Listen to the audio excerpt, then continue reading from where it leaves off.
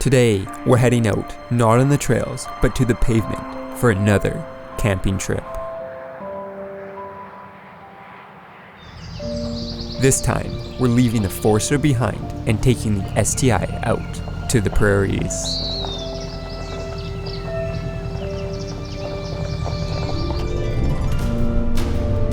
Sure, we won't be hitting any wild off-road trails in this race-ready build, but we still got our sights set on a secluded campsite down by the river.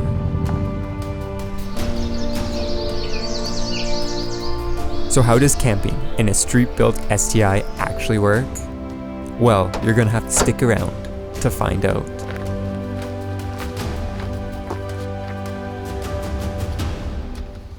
What is up, and welcome back to another video. As you might have noticed, we're not in the Forester. If you missed the last couple of videos, we have finally taken the STi out of the garage and on the road. And well, today we get to enjoy it. But today's video is gonna look a little bit different than what you would expect from, well, the content usually on the channel or even the STi content on this channel. We're actually doing a little bit of a mashup between the two. We're taking our 2004 Subaru STi camping. As you guys know, I have a rooftop tent on here from the old Forester build, and well, I thought we might as well put it to good use and take the STi on a little bit of a camping trip while here in the prairies of Alberta. It's nothing like our typical Alberta camping trips where we're heading to the Rocky Mountains and exploring some epic terrain. Today, we're going to be enjoying the prairies a little bit as we hit the highway and head to the field. And it wasn't long before we turned off the main highway, Highway 1, and headed towards the campsite.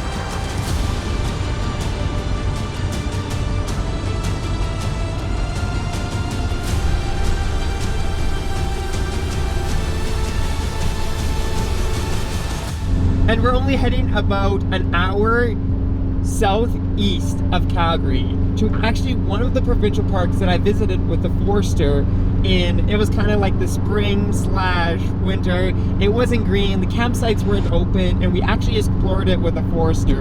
And well, we're kind of returning back because it's a close enough place that I don't feel like I'm gonna burn a ton of gas, because with the rooftop tent and the STi, the fuel economy is just gone. I filled it up, you guys seen a couple of videos ago. We did the cruising live stream, and now we're not even at the campsite yet, and we've already gone to just under a quarter tank. It is not fuel efficient at all with that rooftop tent up there, but it looks pretty cool.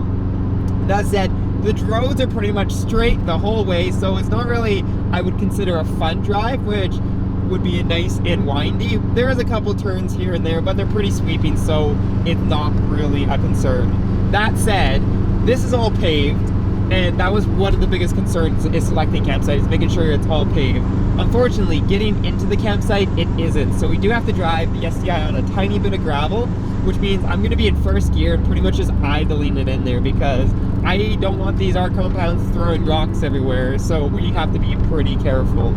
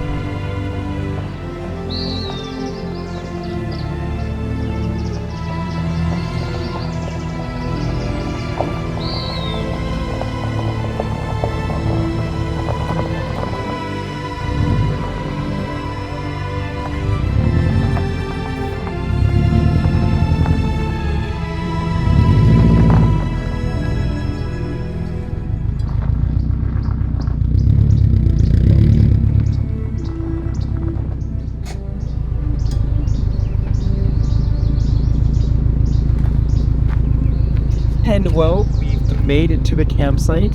I can't remember which way the tent opens because I think I spun it around when I did it on the STi. So I'm thinking it comes off this side, which will allow us to set up here.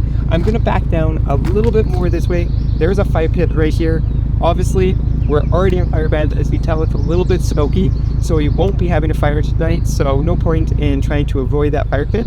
We'll just come back a little bit more and get ourselves situated and start setting up camp.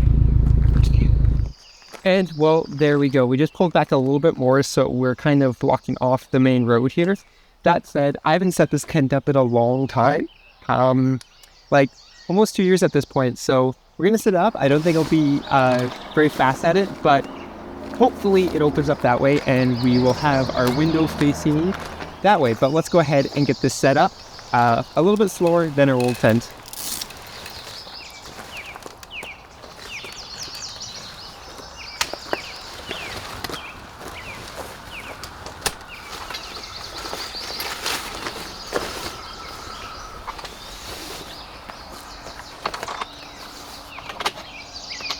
And there we go. We have our tent set up. It did take me a little bit longer than our new tent, obviously. But for this tent sitting in the top of my STi for the last 2 years, it actually, you couldn't even tell. It was the same condition that we left it, which is perfect.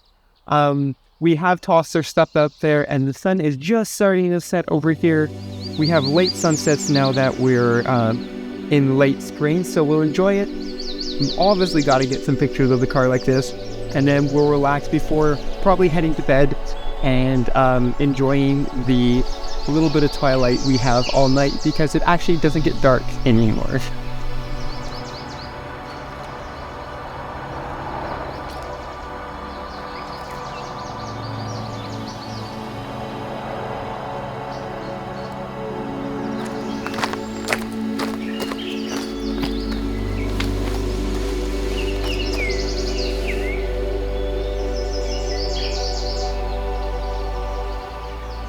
And well, I gotta say, this is a pretty nice campsite. We can hear the highway a little bit, but if you're familiar with some of our road trips, those highway noises don't really bother us. And I'm expecting as the night continues on, we hear less and less, because this is not a main highway. Other than that, the tent I was just looking is actually pretty level. Nice thing about these organized kind of campgrounds is they're pretty level most of the time. We don't have to try to level it up. Like I've sat on some pretty crazy angles on the Forester when we get into the backcountry camping, but I really enjoyed this. As you guys know, I do mostly backcountry camping at this point. We do a ton of camping out in Ypres in the middle of BC, but it's every once in a while it is nice to camp out one of these more regulated campsites and just have more of a relaxed day. It's really nice driving the car out here and kind of enjoying that. So let me know what you think of these camping trips in the established campgrounds, because as I said, I'm trying to open up and do a little more of a variation of content here and there with regards to, well, camping in the STi or just camping in these established campgrounds or stuff like that. Let me know what you think of it down below, because I feel like for a lot of people, especially the people that are getting into it and maybe finding my videos, they don't want to go way in the backcountry and do some epic camping trip, which I'm still going to be doing. But they also want to kind of see what it's like camping in some of the places like this. So I will probably continue doing content like this every once in a while, just to keep it fresh, so that people, even if they're just starting out, or maybe they have an STi like this and want to do some camping, I have content that can relate to them. With that being said, I just seen the sun kind of dip behind the hills there, because we're kind of in a valley. It is already 9:30, so we're gonna probably just enjoy this beautiful sight a little bit more. As you notice, there is a ton of wildlife, birds and squirrels. Not really wildlife, but you can kind of hear it in the back of the ground of this content. So it's a really peaceful campsite, and I'm just going to enjoy it and relax a little bit more before we head to bed in the tent.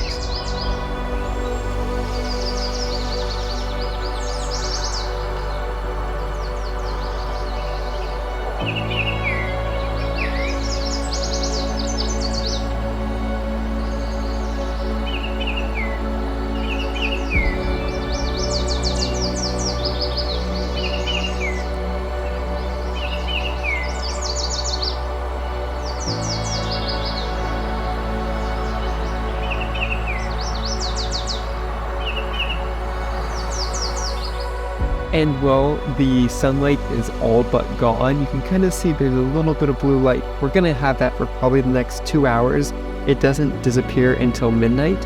And while the sun rises 5:20, and with this tent being a little bit lighter, it is unfortunately getting bright very early. So probably gonna be heading to bed soon. That said, I don't have all the gear I used to have when I'm camping in the Forester. So we're roughing it a bit more. And it's a little bit, you kind of got to plan it out a little bit more. So I do have my water in here, but I'm also going to be brushing my teeth and getting ready out of the trunk. Instead of the Forester, it's a little bit easier to access, where unfortunately this way is not that easy. It's still, as I said, not too bad and still a lot of fun. I'm really enjoying it out here. We did get a little bit of wind here for a little bit, but it's calmed down again, and we're pretty protected with all these trees. So I'm not too worried. But as you guys know, any wind in this tent flaps around quite a bit, so we want to be careful of the wind. I'm always cautious when we take it out, but thankfully, I don't think we're going to get any, and we should have a really nice sleep tonight. So let's go ahead, get ready for bed, and head up to the tent.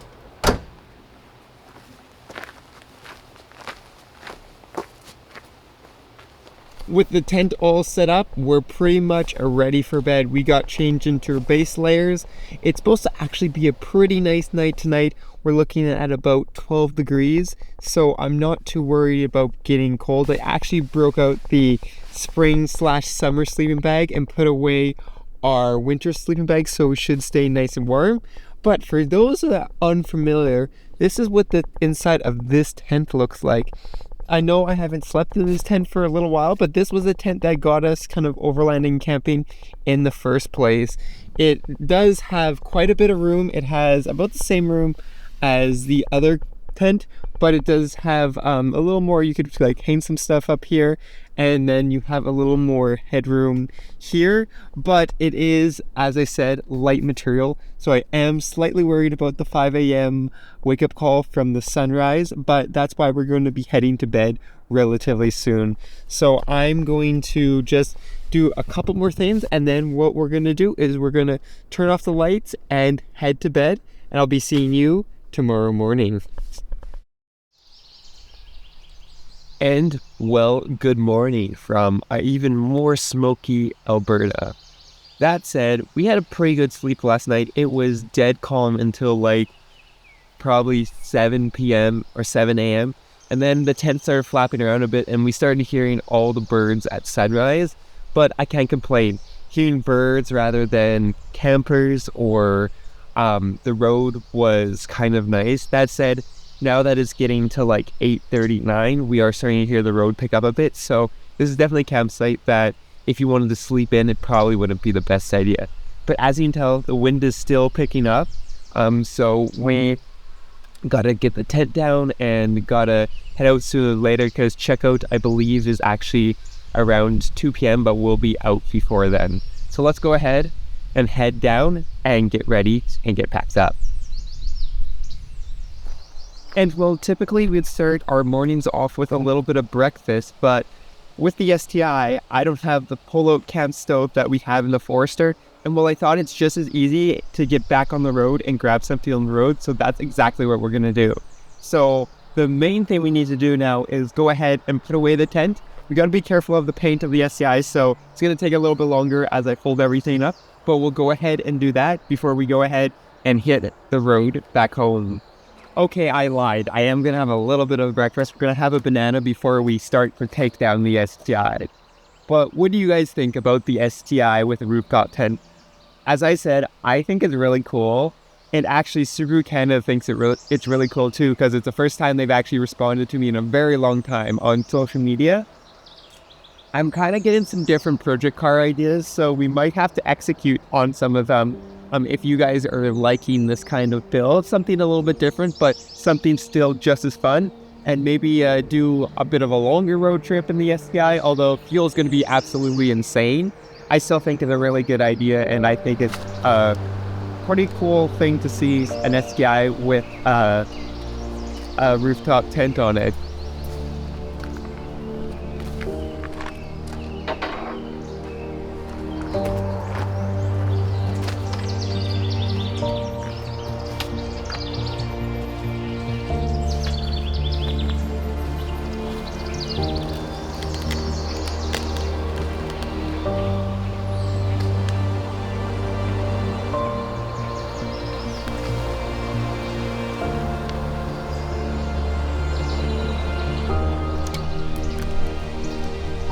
now with everything packed up, we can go ahead and start the STI. So this is the part that I am thankful there is no one camping around us today, because it's going to be a little bit of a cold start, and I'm sure it's not going to be the quietest.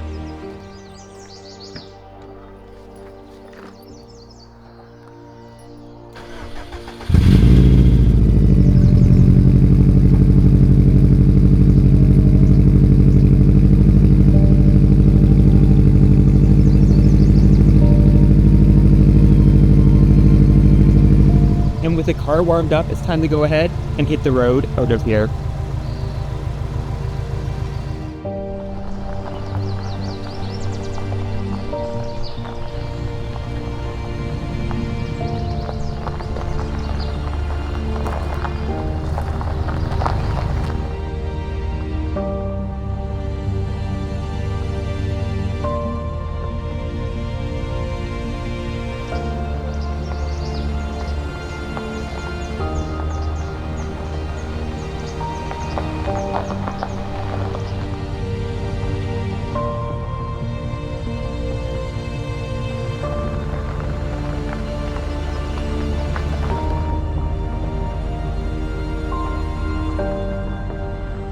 And there we go. We are back on asphalt, and well, the highway is right in front of us. We've successfully done our first camping trip in our Subaru STi, and honestly, if you guys like it, this won't be our last. So let me know down below if you thought this was cool, and let me know if I should do some more of these. But I really enjoyed it. As I said, it was more of a calm camping trip in the established campground, but it was still a lot of fun, and I think this has a lot of potential for some other trips. But as I said, down below, let me know what you think. And while you're down there, don't forget to go ahead and check out Flat 4 Off-Road for all your adventure Subaru needs, as well as the channel memberships for some exclusive perks and behind the scenes content. And well, I'll be seeing you on the next adventure.